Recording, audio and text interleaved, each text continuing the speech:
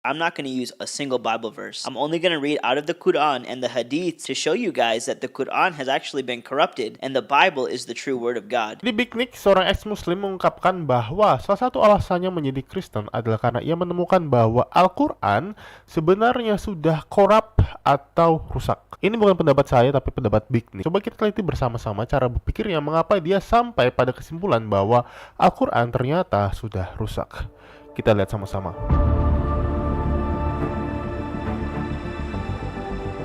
The shocking part is the hadiths actually contradict this claim that Muslims make about their scriptures not being corrupted. Uthman, who was one of Muhammad's disciples, actually burned every Quranic book except for one, which was documented in Sahih al-Bukhari 4987. This means that the Quran was not perfectly preserved because the one that we have today is only one part of many other copies that were written during the time of Muhammad. Menurut Big Nick, didasarkan pada hadis al-Bukhari 49 ayat 87, sebenarnya ada banyak salinan Quran yang mereka tuh berkontradiksi satu sama yang lain gitu ya. Tetapi yang sekarang banyak beredar adalah hanya satu salinan saja. Dan Big Nick menjelaskan berdasarkan hadis yang dia sebut. In Sahih al-Bukhari 4987, it reads this: Hudhaifa bin al-Yaman came to Uthman at the time where the people of Sham and the people of Iraq were waging war to conquer Armenia and Azerbaijan. Hudhaifa was afraid of their differences in the recitation of the Quran, so he said to Uthman, "O chief of the believers, save this nation before they differ about the book, as Jews and the Christians did before." So Uthman sent a message to Hafsa saying, "Send us the manuscripts of the Quran so that we may compile the Quran materials in perfect copies and return the manuscripts to you." Hafsa sent it to Uthman. Uthman then ordered Zain bin Thabit, Abdullah bin Azubar, Said bin Alas, and Abdurrahman bin Harith bin Hisham to rewrite the manuscripts in perfect copies. Uthman then said to the three Qurayshi men, "In case you disagree with Zaid bin Thabit on any point in the Quran, then write it in the dialect of the Quraysh." The Quran was revealed in their tongue. They did so, and when they had written many copies, Uthman returned the original manuscripts to Hafsa. Uthman sent to every Muslim province one copy of what they had copied and ordered that all the other Quranic materials, whether written in fragmentary manuscripts or whole copies, be burnt. We clearly see that the Quran was not perfectly preserved but burned by Uthman the third caliphate. Jadi itu tadi adalah data langsung dari sumber Islam bahwa sebenarnya Quran tidak sungguh-sungguh dijaga tetapi malah dibakar. Dan ternyata Quran sendiri ada berbagai versi nih yang ternyata bertentangan.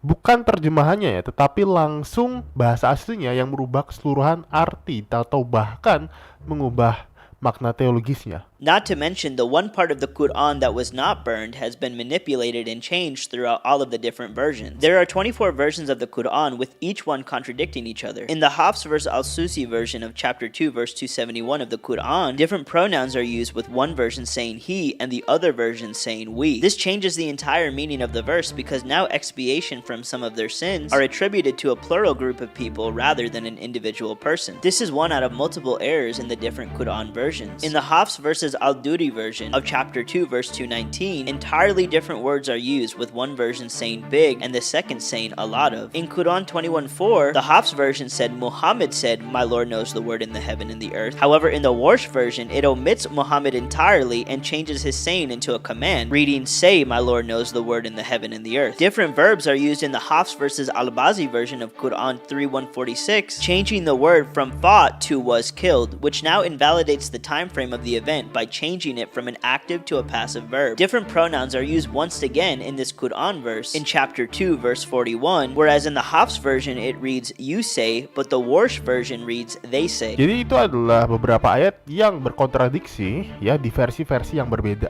Kalau misalnya tadi itu adalah varian penerjemahan, kita masih ngerti gitu ya, karena bisa jadi ada penerjemahan yang berbeda seperti itu ya. Tapi kalau langsung bahasa aslinya, Alkitab sendiri punya ribuan salinan yang sudah di cross check dan punya keakuratan yang tinggi.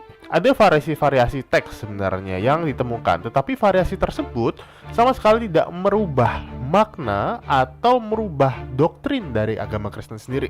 Jadi tidak mengubah makna teologisnya. Contoh varian teks, ada yang menuliskan Yesus Kristus, tapi di varian teks yang lain menuliskan Kristus Yesus. Jadi sama sekali tidak mengubah doktrin atau mengubah makna teologisnya. It seems that Allah was not able to guard his word from corruption, even though he promised that he would do this in Surah 15:9. However, Allah promises Muhammad in Surah Yunus 94 that if Muhammad is in doubt concerning what Allah has revealed to him, to consult those reading the Torah and the Gospels, since it is the truth that came from his Lord. It reads, "So if you, O Muhammad, are in doubt concerning that which we have revealed unto you, i.e. that your name is written in the Torah and the Injil, Gospel, then ask those who are reading the book, the Torah, and the Injil, Gospel, before you. Verily, the truth has come to you from your Lord. So be not of those who doubt it." So if the Bible is corrupted like Muslims claim, then the Qur'an must be corrupted by default, since Allah refers to the Bible as the truth that has come from him directly to his prophet Muhammad, and commanded him not to doubt it. Islam seems to contradict every faction of itself. However, it makes one verifiable claim that the Bible is the truth that has come directly from God. Jesus Christ is the only way to heaven, and Islam is one of the many ways to hell. I'd rather trust the New Testament Gospels that were written by the apostles that Jesus walked with, rather than a false gospel written by a man over 600 years later who was married to a girl who hadn't even reached puberty yet. Dan itulah pendapat Big Nick ya, bukan pendapat saya nih.